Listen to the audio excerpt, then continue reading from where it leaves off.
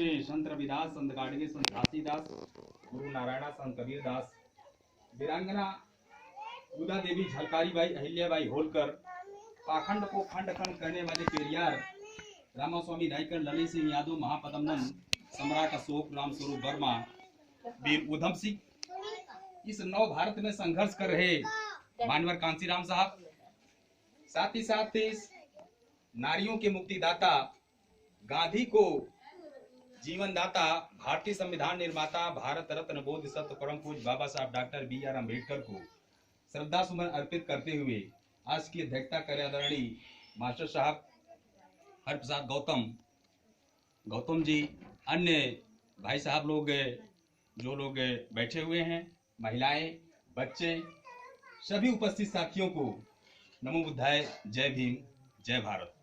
साथियों, जैसा कि कई बार कार्यक्रम आपके यहाँ होता रहा, हम लोग बीच बीच में समय देते रहे। इस प्रोग्राम कराने का तात्पर्य, जैसे आज आपके पिताजी का निर्वाण दिवस है, आज इन्हीं के बनाई हुई विरासत के तहत आप विराजमान हैं। आज हम लोग जो ये कार्यक्रम कर रहे हैं, जैसा कि मास्टर साहब अभी धर्म के प्रति आप लोग जागरूक किए। कभी कभी जो लोग व्यक्ति नए आए होंगे वो सोचते होंगे कि तमाम देवी देवताओं की पूजा ये चलती है, ये जो है अलग तरह के भगवान कौन से दिखाई दिए जाते हैं। तो साथियों, कालांतर में जब आप इतिहास के पन्नों में जाएंगे, क्योंकि बीच में हम लोग को शिक्षा से रोक दिया गया, कालांतर में जब पूर्व के इतिहास में जाएंगे, हम लोग जो है बौद्धिस्ट थे। भगवान बुद्ध जो है हमारे ही मार्गदाता थे। क्योंकि बाद में जब इस देश में आर्यों का आगमन हुआ तो इस बौद्ध धर्म को सम्राट अशोक, जो मौर्य वंश के शासक था, उसमें 10वां शासक जो था बृहदत्त मौर्य का सेनापति था पुष्यमित्र शुंग ने जब बृहदत्त मौर्य सलामी ले रहे थे तो धोखे से पुष्यमित्र शुंग ने उनकी हत्या कर दी, बृहदत्त मौर्य की हत्या के बाद वहीं से बौद्ध धर्म का पतन हो गया। सम्राट मौर्य वंश के 10वां शासक थे बृहदत्त मौर्य, वहीं से आपके बौद्ध धर्म का पतन हो गया। उसके बाद जो है यही पुष्यमित्र शुंग जो है इन्हीं के दरबार में, पुष्यमित्र शुंग के दरबार में कवि कालिदास रहते थे, वाल्मीकि जी, और मनु के द्वारा एक मनुस्मृति की किताब लिखी गई। किताब में 4 वर्ण बना दिए गए, ब्राह्मण, क्षत्रिय, वैश्य और शूद्र। इसमें जो 4 कैटेगरी बनाई गई साथियों, ये हिंदू धर्म में ऐसी व्यवस्था बनाई गई। इसमें ये जो हिंदू धर्म है, ये 4 मंजिला इमारत है। इसमें 4 मंजिला इमारत में सीढ़ी नहीं है। इसमें कोई आदमी चाहे कितना भी बड़ा हो जाए वो यहाँ नहीं आ सकता था। ये भी आदमी चाहे कितना भी बड़ा हो जाए यहाँ नहीं आ सकता था। अगर ये सबसे जहाँ पर हम लोग आते हैं, अगर इसमें का आदमी कितना भी बड़ा हो जाता था, ये ऊपर नहीं जा सकता था। ऐसी व्यवस्था थी कि जात के आधार पर जो खराब था वो भी बड़ा कहा जाता था, और हम लोग जो अच्छे थे वो ऊपर नहीं जा सकते थे। तो साथियों, इस प्रकार जो गैर बराबरी जो बना दिया गया था, इस व्यवस्था के तहत हमें आपको जो है 6745 जातियों में बांटकर, धोबी, पासी, खटिक, चमार, अहिर, गंडिया, लोहार, कहार, सोनार में बांटकर हमको इस अखंड भारत को खंड खंड कर दिया गया। छोटी छोटी जातियों में बंटने के नाते धोबी, पासी, खटिक जातियों में कर्मों के आधार पर बांटकर जब अलग कर दिया गया, यही छोटे छोटे लोग जो सगे भाई थे, जिनमें रोटी बेटी का संबंध था, ये धीरे धीरे जातियों को रूप ले लिए। जातियां इतनी विरदत हो गई, इतनी बड़ी हो गई, हम एक दूसरे से पहचान हमारी खत्म हो गई। तो उसमें यह हुआ कि जब देखिए, उसमें जब ब्राह्मणों में क्या होता है, ब्राह्मणों की संख्या बहुत कम थी, 3.5% थे। 3.5% आर्यों ने दिमाग लगाया इस 85% मूल निवासी को कैसे गुलाम बनाया जाए। तो आर्यों ने अपने में रोटी बेटी का संबंध रखा। उसमें कहा कि दुबे की शादी तिवारी से होगी, तिवारी की शादी चौबे से होगी, चौबे की शादी पाठक से होगी, पाठक की शादी शुक्ला से होगी, शुक्ला की शादी मिश्रा से होगी, मिश्रानी एक दूसरे से शादी होगी, ये कंबाइन में एक दूसरे से आपस के रिश्तेदार कहे जाएंगे। तो दुबे मारा जाएगा, चौबे बचाएगा, चौबे मारा जाता तो शुक्ला बचाएगा, शुक्ला मारा जाएगा तो पाठक बचाते हैं। इसलिए देखिए हमेशा एक दूसरे को ये ब्राह्मण कहते हैं। हमें आपको साथियों 6745 जातियों में जो बांट दिया गया, तो इसमें यह बताया गया कि चमार में शादी करेगा, धोबी में करेगा, पासी में करेगा, खटिक में करेगा, सोनार में करेगा, अहिर में करेगा, ताकि अगर ये जब बंटे रहेंगे तो जब ये अलग अलग जब शादी करेंगे तो जैसे एक खेत में एक ही फसल जब बार बार आप बोते हो, जैसे RR 21 गेहूं अगर बोओगे, अगर 5 साल जब बोओगे तो धीरे धीरे वो फसल कमजोर हो जाती है, कुछ दिन के बाद वो बीज ही नहीं पैदा होगा। इसीलिए साथियों हमें आपको जो बताया गया कि चमार चमार में शादी करेगा, धोबी धोबी में शादी करेगा, गड़ेरिया गड़ेरिया में शादी करेगा, तो शादियों जो बौरहा है उसको बौरहा पैदा होगा। तो चमार कभी हो नहीं सकता, क्योंकि आप जीव विज्ञान पढ़े नहीं तो जीव विज्ञान जब आप पढ़कर देखेंगे, बॉटनी में एक चैप्टर है उसमें जेनेटिक पढ़ाया जाता है। जब एक पौधे से दूसरे पौधे को क्रॉस कराया जाता है तब वो बड़ा पौधा होता है। इसी प्रकार जब दूबे को तिवारी से मिलाते हैं तो चौबे पैदा हो जाते हैं। तो हमारे यहाँ पे क्या है, चमार की शादी चमार में होगी ताकि वो चमारे पैदा होगा, पासी की पासी में होगी वो पासी पैदा होगा ताकि वो कभी चमार मारा जाएगा तो पासी नहीं बोलेगा, पासी मारे जाएगा तो खटिक नहीं बोलेगा, खटिक मारा जाता तो धोबी नहीं बोलेगा, जबकि हम लोग सगे भाई हैं। इसी मनुस्मृति के नाते, इसी वर्ण व्यवस्था के नाते हम लोग बढ़ते बढ़ते एक दूसरे से इतने अलग हो गए कि हमारी आपके साथियों पहचान खत्म हो। तो ये जो चौथा वर्ण है इसको जो है शूद्र बनाया गया। शूद्र का काम सेवा से रखा गया। तो साथियों सेवा करते करते आप इतने दीनहीन, इतने गुलाम हो गए कि सारी विरासत भारत मूल निवासी होने के नाते पूरी संपत्ति आपकी थी, लेकिन आर्यों ने छल बल के वजह से आपके पूर्वजों को, आपके जो महान थे, जो त्योहार मनाया जाता है, त्योहार माने तुम्हारी हार, इसी त्योहार के बदौलत तुम्हें जब जब उठने का मौका आता है तब तक तुम्हारे पूर्वजों को मारा गया, जब जब तुम्हारे पूर्वजों को मारा गया उसी का नाम रखा गया त्योहार। तो साथियों हम उसी त्योहार को आज भी मनाते चले जाते हैं। तो हम लोग जब बाबा साहब की बनाई हुई व्यवस्था के तहत जब शिक्षा से ज्ञान प्राप्त हुआ तो पढ़ने की वजह से बाबा साहब ने कहा कि साथियों मैं बड़ी मुसीबत से कारवा को यहाँ तक लेकर आया, मेरे कारवा को यदि आगे न बढ़ा पाना इसको पीछे मत जाने देना। तो बाबा साहब ने कहा कि बाबा साहब कारवा क्या था, जैसे देखिए मेरा घर जौनपुर है, मैं जौनपुर से गोंडा जिले में आपके यहाँ बोल रहा हूँ, मुझे आने की यहाँ कोई आवश्यकता नहीं, मैं सारे दिन ड्यूटी किया और दौड़ा करके मैं 5 बजे 5:15 बजे आया। उसके बाद 7:30 बजे आपका टेलीफोन गया था। तो मैं सोचा कि यार मेरे बिरादरी के लोग हैं, ये जगह नहीं है, इनको जगाना पड़ेगा। बाबा साहब ने कहा कि मेरा कारवा मेरे गांव तक नहीं पहुंचा, तो मेरे पढ़े लिखे लोगों से मेरा निवेदन है कि मेरे कारवा को साथियों मेरे गांव तक, मेरी बहन बेटियों तक, मेरे भाइयों तक जरूर पहुंचाना। अगर मेरे इस कारवा को वहां तक पहुंचा नहीं पाए तो बड़े मुश्किल से बना ये राज सत्ता का महल एक दिन नष्ट हो जाएगा। तो साथियों बाबा साहब ने संविधान में ऐसी व्यवस्था दी, इतनी धाराएं बनाई है जिसके कानून के बारे में हमें आपको जानकारी नहीं, क्योंकि हम लोग शिक्षित नहीं बन पाए।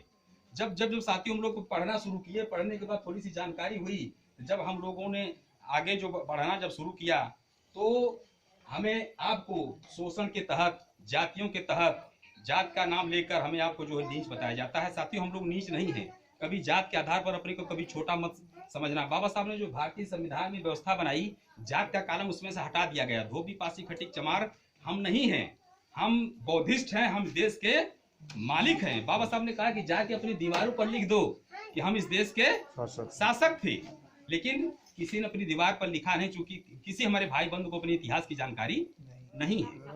तो साथियों कुछ लोग, जब हम लोग इतिहास के पन्नों में जब जानकारी हुई तो बाबा साहब के मिशन को जो हम लोग जन जन तक पहुंचाने का काम कर रहे हैं, हमारी बहनें भी जाने कि हमें कौन सा त्योहार मनाना चाहिए, किसकी जानकारी हुई। आपको जैसे पूर्णमासी हुई, अमावस्या हुआ, बुद्ध पूर्णिमा हुई, ऐसे त्योहार को आप लोग मनाओ। इसके बारे में किताब, अगर किताब आप नहीं मिलती है 14 अप्रैल ले लीजिए, ठीक। तो किताब ये हरिप्रसाद गौतम जी हैं गोंडा में, इनकी जो है ये किताब बेचते हैं, छोटी छोटी किताबें बेचते हैं, फोटो बेचते हैं।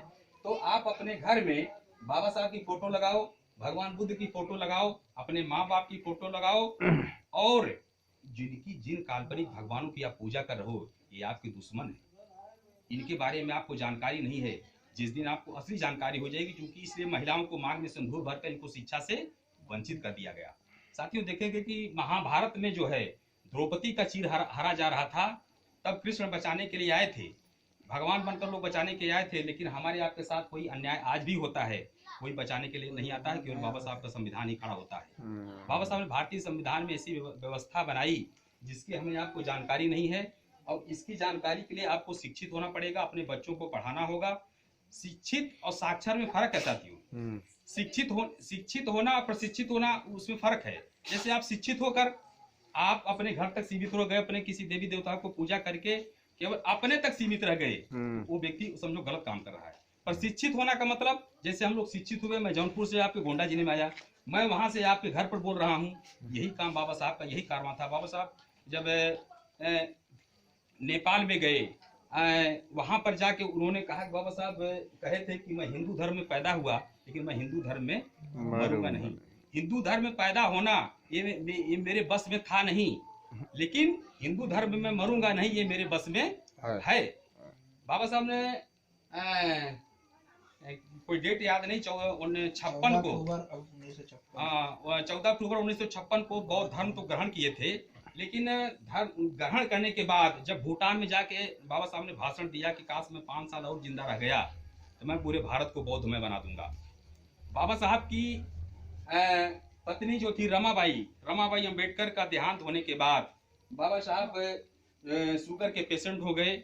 इनको बीमारी की वजह से इनको इलाज की बहुत आवश्यकता थी, संविधान लिखने में बड़ी दिक्कत होती, इनके हाथ पैर में सब दर्द होता था, तो बाबा साहब को स्वास्थ्य की आवश्यकता थी। तो उसमें एक सविता अंबेडकर करके सारस्वत जो ब्राह्मण थी वो नर्स थी, वो बाबा साहब की इलाज करती थी। तो इलाज के दौरान गांधी नेहरू ने सोचे कि इलाज तो करा रही हैं, इनका कर रही हैं, काश अगर बाबा साहब से शादी करा देते हैं।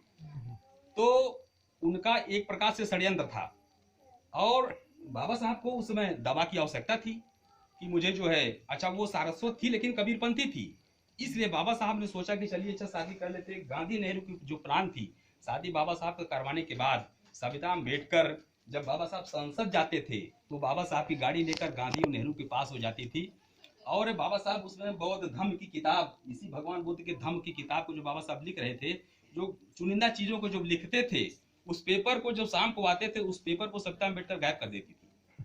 जो चीजें को असली आनी चाहिए था, चूंकि बौद्ध धर्म में लोग घाल मिल कर देते, हिंदू धर्म की चीजों को मिस कर दिए थे, उस चीज को छांट कर बाबा साहब जब लिख रहे थे तो जो पेपर रख कर जाते थे उस पेपर को ये गायब करके नेहरू और गांधी को पूरा पूर्व बता देती थी।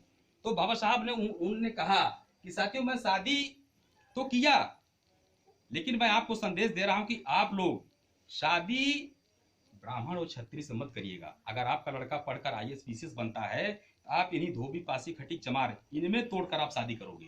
जब ये तोड़ोगे तो जातियां टूटकर एक दिन खत्म हो जाएंगी। और हम तो साथियों जो आज तक यही नहीं कर पाए, अपने में ही बल ढूंढते हैं कि चमार चमार में खोजेगा, धोबी धोबी में खोजेगा, इसीलिए साथियों हम लोग पिछड़ रहे हैं। और जिसकी संख्या कम है, देखिए वो हाइब्रिड होता है ना, हाइब्रिड देखिए उनकी कम से कम 5-6 फीट की हाइट होती है, सेना में भर्ती हो जाता है। चमार कितने लोग सेना में है? एको नहीं है। उसके बाद जिसकी भगवान की पूजा करते हैं, आप गौर करिएगा, अगर इनके में शक्ति होती कि इनको भारत के बॉर्डर पर लगा दिया जाए, तो मिलिट्री में जो फोर्स भर्ती की जाती, सारे बॉर्डर पर सुरक्षा करने की आवश्यकता पड़बे नहीं करती। अगर भगवान स्वयं ये सुरक्षा करते बॉर्डर पर तो हमको सैनिक भर्ती करने की क्या जरूरत पड़ती। इसीलिए बाबा साहब ने ढोंग और पाखंड पर तोड़ते हुए उन्होंने अपनी किताब को जो लिखी। अब होलिका के बारे में देखिए जो दशहरा आता है, दशहरा क्षत्रियों का त्योहार है, उस दिन बंदूक की सफाई करते हैं। दीपावली जो भी आप लोग मनाए हो, ये बनियों का त्योहार है। धनतेरस कहते हैं कि धनतेरस, चलो धनतेरस आए भाई, कम से कम 5 चम्मच और 5 कटोरी खरीद लो। भाई क्यों खरीद ले? हमको जब कटोरी चम्मच की आवश्यकता होगी हम तब खरीदेंगे। धनतेरस माने धन की तेरही, आप अपने धन को दे देते हो, खलिया बर्तन लेके अपने घर चले आते हो। बनिया जो है साल भर के लिए मालामाल हो जाता है। हर बनिया के घर ब्राह्मण जाके पूजा कराता है और औरतों से बात करता है, औरतें खूब उनको चढ़ावा देती है और वो मालामाल हो जाता है। तो साथियों हमें आपको करना क्या है कि बाबा साहब ने कहा, भगवान बुद्ध ने कहा, भगवान तो शब्द हम कहते हैं लेकिन उनका